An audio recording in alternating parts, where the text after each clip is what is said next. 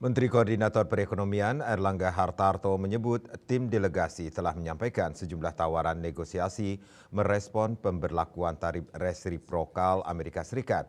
Salah satu diantaranya adalah meningkatkan pembelian produk dari Amerika Serikat hingga memberi insentif bagi perusahaan Amerika Serikat yang beroperasi di Indonesia. Ada beberapa hal yang diusulkan Indonesia akan meningkatkan pembelian energi dari Amerika Serikat, antara lain LPG, kemudian juga crude oil dan gasolin. Airlangga juga menambahkan Indonesia juga berencana untuk terus membeli produk agriculture, antara lain gandum, soybean, dan soybean milk. Pemerintah juga meningkatkan pembelian barang-barang modal dari Amerika. Kemudian Indonesia memfasilitasi perusahaan-perusahaan Amerika Serikat yang selama ini beroperasi di Indonesia. Pemerintah juga menawarkan kerjasama terkait dengan mineral strategis atau critical mineral.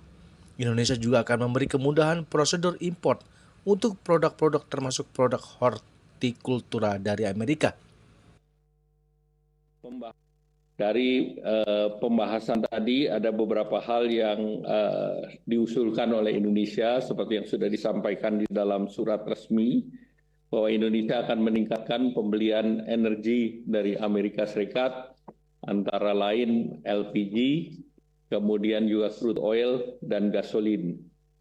Juga Indonesia berencana untuk terus memberi produk agriculture antara lain gandum, soybean meal, dan juga Indonesia akan meningkatkan pembelian barang-barang modal dari Amerika.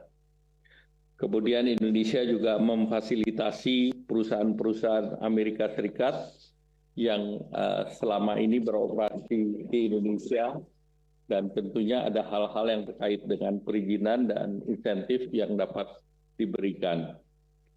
Indonesia juga menawarkan kerjasama terkait dengan mineral strategis atau critical mineral dan juga terkait dengan mempermudah terkait dengan prosedur daripada import untuk produk-produk termasuk produk hortikultura dari Amerika. Kemudian seperti dalam